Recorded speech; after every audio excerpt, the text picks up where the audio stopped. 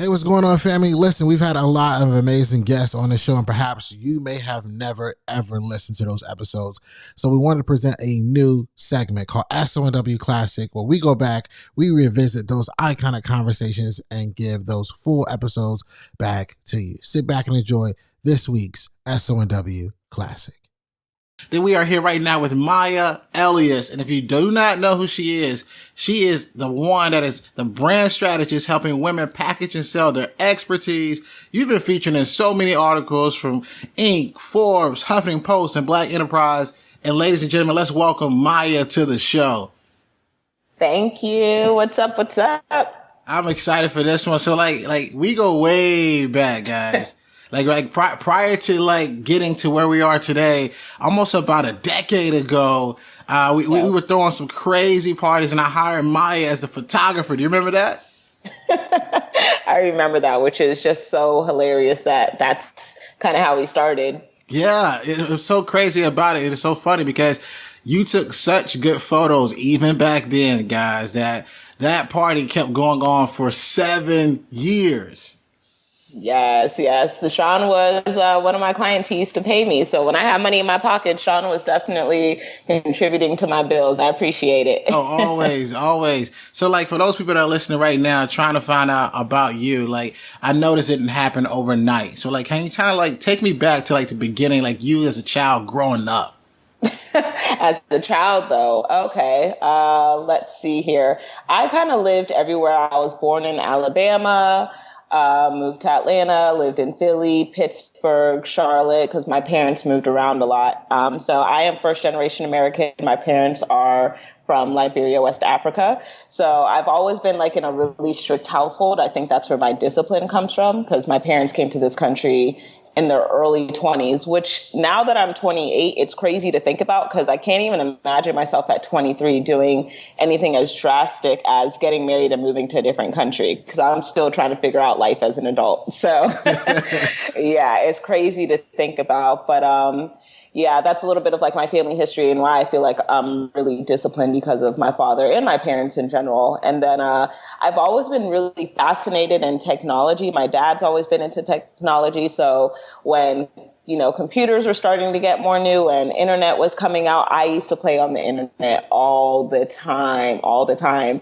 And then in high school, I used to always mess around on Black Planet and MySpace. Those are the two social media accounts that I used to play around on. And I used to custom code it and make it pretty and have little words and stuff flying across the screen in all of my photos. So that's actually how I got into branding. I loved making things look cool online. I loved positioning myself as somebody who was cool or low key famous. And I was learning about branding before I even really knew what branding was. So that's how I kind of got into that space, by just playing around on the internet and, custom coding my MySpace and my Black Planet page. Oh, that's crazy. So MySpace, and for those of you who are listening, because I know there's a lot of millennials that listen to this podcast, MySpace was a site where your first friend was Tom, right? Yes. Oh my gosh. Yes, Tom. So as you're creating these MySpace sites, when did you knew that it was gaining traction, that people were interested on how you were creating the layouts that you were doing? So I actually, my first year in college, I was going to a community college in Charlotte, and some dude asked me if I knew how to custom code MySpace pages. And I said yes, and he offered me money for it. And I was like, oh my gosh, I can get paid doing something that I'm already doing for fun. So once he paid me, I just started charging. That's how I look at business. If one person is willing to pay me, there's got to be other people that are willing to pay me. So that's how I started doing that. And that was my hustle for a minute. Yeah, that's so real. And I think just dropped a low-key gem, because when you're doing something that you think is fun, and when you get that first client, it's almost like a rush. It's you know what? I already was enjoying doing this, and now you're paying me to do this. So, okay, now I know what my price should start at. Right, exactly. And honestly, I think I'm really fortunate that somebody came to me and offered me money, because it kind of took away that fear of me asking for money. Because it's no, there's people out here offering me money. So I love that. And I even try to do that now in my life. Like when I see somebody who's kind of new into something, but I know that they're skilled, I like to offer people money because I'm like, there's just something about your confidence level that goes up as a creative when somebody is willing to pay you for your talents. Oh, by far. And then also you feel like it's more of a liability and it's more of a reason and why you should give it your best foot forward because you're not doing it for free. And when you put your name on top of it, you want to make sure that you got that stamp of approval. 100% agree. Right. Absolutely. Absolutely. So what advice, like as you go through MySpace, right? MySpace is bumping, Black Planet is bumping. Like when was it like, okay, you know what? I'm going to transition out of this and try something else. Oh my gosh. So there were two things that I transitioned to. Since I was at the community college, I took a photography class, and then I started shooting photography. I'm like, yeah, doing photography and doing like, MySpace or websites go well together. And because I was custom coding my MySpace page, I figured if I can custom code a MySpace page, I'm sure I can make a website. So I started telling people I was a web designer, even though I had never designed a website ever in my life. And then somebody paid me money to make a website. And I'm like, okay, let me go on YouTube and figure this out. Wow. So I started shooting photography and making websites. So for me, everything was like, I can learn anything. There's nothing I can't learn. And if I want to make money from it, I'm going to either take the class or I'm going to go on YouTube and figure it out. And then I'm going to put a price point to it. No, that's so real. So like you're saying before you had even created your product, you was already pitching it. Exactly. Yeah, that's crazy. I call that pre-selling. That's crazy. That's crazy. So like somebody right now has a product like they haven't done. Like what advice would you give somebody right now that has a product they want to launch, but they haven't created it? How would they pitch that? You got to just pitch the result because they don't have to really see the physical or the tangible yet. But if you know that you can deliver on the promise, you really got to just sell the promise. You got to sell the result. What's on the other side of the photos? What's on the other side of the website? What's on the other side of the new dress you're going to design for them? Like just sell them the dream that comes with the product. Man, that's real. Like, and even for me, like when I very first started kicking off the podcast, we're well over almost 40 episodes now. And in the beginning, we were pitching ourselves to all these high caliber guests that we eventually landed. But to your point, at that time, we had nobody that had done X, Y, and Z, that had been featured on CNN, CBS, none of those networks. So guys, Maya's giving you gold right now. Appreciate it. Man, it's really just about starting and having that confidence, right? Because we all start from scratch. Like, it's easy for somebody to look at me now and say, well, Maya's done XYZ, or for somebody to look at you and be like, well, you have all the cool guests. But it's like, you had to start from episode 1. Yeah. That's real. And advice when you start off, I think even when you're starting off in anything, to your point, not only just pitch your product, you have to really speak to who you are. And you have to speak and say, okay, this is me. This is my story. So guys, you're listening, you're trying to figure out how to pitch yourself or you want to create a show, realize that people want to know who you are. So start off by, doing that first as well. Yes, I am so glad you said that because when people are building a business, I think they underestimate how important branding is. And branding is just all about the story that you're telling to create a connection. Like if people vibe with you, they're going to rock with whatever you got going on. It's not about the podcast, the book, the course, the shirts, the whatever you're selling. It's like, do they vibe with you? Is there a connection? And people are going to connect to your story. Hey guys, so let me take a guess. You're enjoying the show. And if that's right, please make sure that you take a screenshot of you listening to the podcast right now and tag me at Shawn Anthony _. I promise you this is going to help in amazing ways. And while you're at it, hit the 5-star rating and subscribe. With that being said, guys, let's get back to the show. Yeah, that's real. And I think about that is it's all about being authentic, which is so true too, right? Exactly. Like, just be you. So right now, currently, right, I feel like someone's listening to this episode because, all right, Maya's on the show. I don't even know how to start with my brand. I don't even know how to build my brand. Like, what advice would you give someone that has been struggling to put the pieces together to explain their purpose of their brand? That's a good question. So one thing that I tell my clients to think about is ask yourself what annoys you.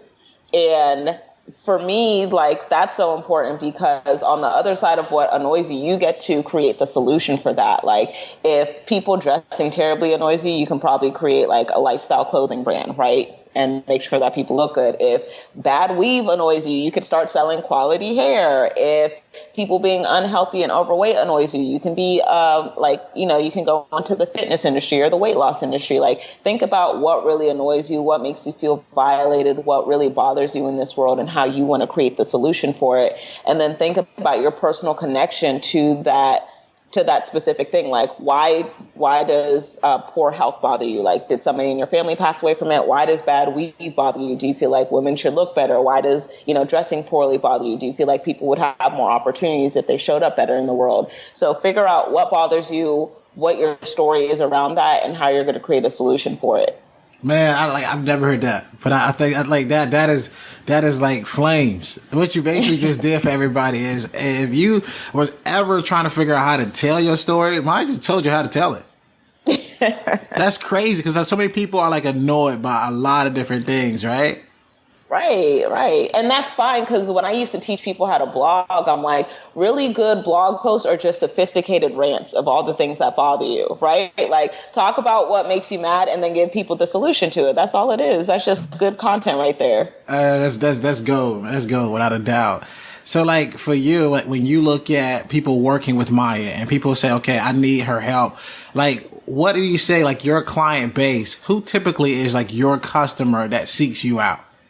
Yeah, so my customer is usually, and they're usually an expert, like some type of trainer, consultant, coach, somebody that teaches something. They're teaching, they're educating their audience. So maybe like a fitness coach or a finance expert, anybody that wants to help somebody make a transformation in their life. And the issue that my clients deal with is that they're so close to their topic. They've been doing this for years, so they can only talk about it from an expert point of view. And if you're talking to a beginner as an expert, there's no connection. So I help them with their messaging. I have to teach them how to dumb down their messaging to connect with people. And a lot of people get the idea that if I want to be seen as an expert, I have to use all this expert jargon and I have to look smart. And it's like, if you focused on that, like, you're going to miss the right person, because people won't understand what you're talking about. So my job is to help them with their messaging, make a connection with the person that they want to connect with, and then also help them position their programs or their expertise as valuable so people will pay top dollar for it. And that makes sense, because sometimes you want to make sure that you're not speaking from such a high level that people can't connect with you. Yes, exactly. So, like, you go through, like, community college, right? I just want to go back to the story. Like, you go through community college, you start learning different things about yourself. People are starting to pay you to do certain things.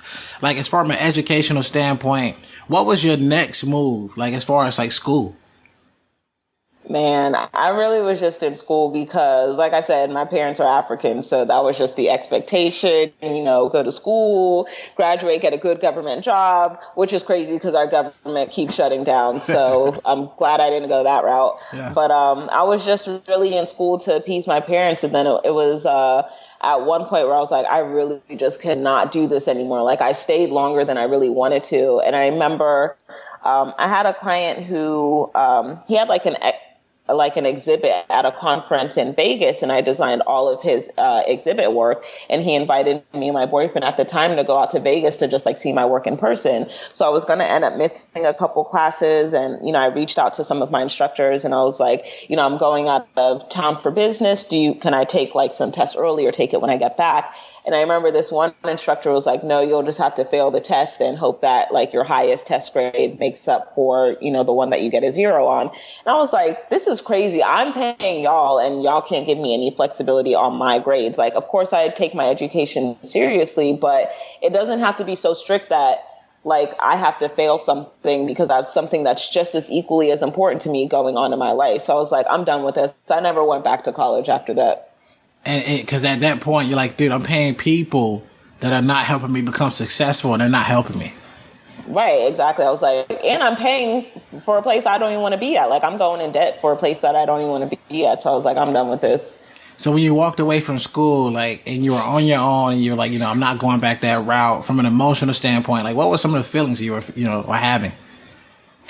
It was all over the place. I was scared as shit because I was so nervous to tell my parents, and I didn't tell them until weeks later. I had to tell them because me and my boyfriend were supposed to go there for Thanksgiving. So I'm like, obviously they're going to know because they're going to ask me about school. It was crazy. My mom freaked out. She was crying, all of that, but we eventually got over it. And then I felt a huge sense of relief. Like, dang, I have all of this time to really work on my business now. Like, I don't have to go back to this place. It was a huge sense of relief because I feel like I had a lot of anxiety around making the decision because it took me too long to make the decision. So if you're listening to this and you're struggling with making a decision that you know is the right decision for you, but you're not making it because how you think somebody else is going to react, just go with what you know is best for you because it's just going to waste time and cause a lot of anxiety if you don't make the decision quickly. You got to do what's best for yourself because anxiety leads on to stress, and stress is something that you do not want to have when you're trying to be successful and create a business, let alone a brand. Right. Especially as a creative, like a lot of what we do, it doesn't take a lot of physical labor, but it takes so much mental energy. And if you're filled with a bunch of anxiety, it's going to be hard for you to produce your best work. So somebody's listening right now, and they're trying to figure out how to shift, right? They may be going through what we're talking about. Like, what would Maya say to that person who's trying to shift that energy, and think in a positive direction? That's a good question. I just posted a video about this. Like, when you're trying to transition into a new season, you should always consider the level of impact that you're going to make when you decide to take that next step. So when I actually decided to transition from being a designer and, moving on to being a strategist for my clients, I knew that I was going to make a bigger impact teaching my clients strategy than I would make an impact doing design. There was a point where I was making the highest level of impact as a designer, and I wouldn't have made as high as a level of impact as a strategist. But as I kept working on myself and, working on, being a better business coach and a better brand strategist, it was like, okay, it's time for me to make this shift because this is where I make the most impact. So impact is the most important thing for me. So that's what I consider. Oh, man, that's valuable information by far. So right now for you, like what's next for Maya? Man, what's next for me? I think doing more in-person events. I just got done doing my in-person mastermind weekend called Impact Weekend. It's where I have 15 clients fly out and we do 2 days of training in a house here in Atlanta. So I just did my second one a couple weeks ago.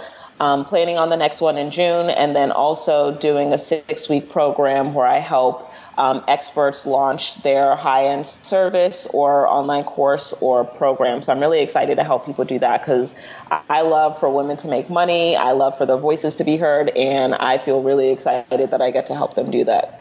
And it's real. I think what's so cool about what you're doing is that you have identified like who your customer is. And I think people struggle to identify who it is. So what's your advice on just that? How can you identify, okay, this person is who my ideal client is supposed to be?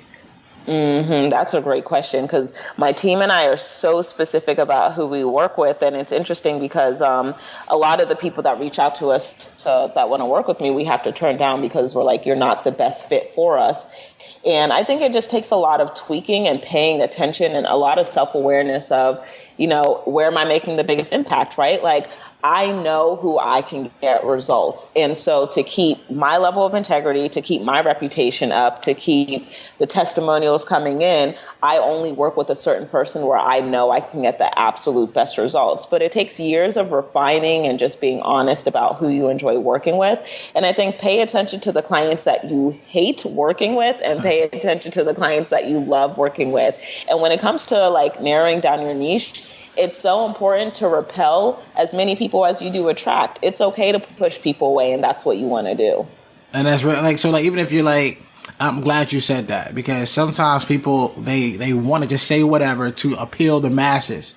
But when you say what's true to you, it's okay to make someone go, the opposite direction. Even for me, as I've launched and started my coaching business and some of my clients, that's so relatable because we both can count on our fingers.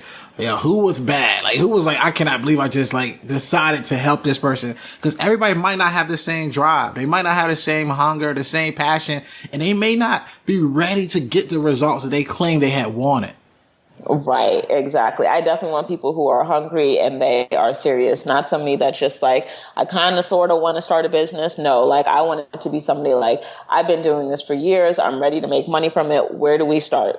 And that shows right there that they're focused and they see that goal versus kind of seeing it and wanting to be around it. They want to attract it. So that's 100% like accurate. Absolutely. And you should want to work with people that you enjoy working with. Yeah, you want to be excited that they're reaching out to you, not like, they fly. Right, yeah, exactly. When you don't feel excited about it, that's how you know they're not a good fit. It's like, oh no, this ain't gonna work. This ain't gonna work. Right. That's so real. So I'm gonna ask you the question that we ask like every single person that's ever been on this show, been on this podcast, and that is, if you were that current or that that former student, or even you dropped out, and you're asking yourself the question of the show. School's over, now what? What advice would Maya give? School's over, now what? Man, and I ended my school's over pretty early. School's over, now what? I think the advice that I would give is to just keep going. Don't give up, and be really clear on your standards and your expectations for the projects you want to work on and the clients that you want to work with. 100%. Because if you're not that real, if you're not 100% knowing what you want to do, it's going to be all over the place.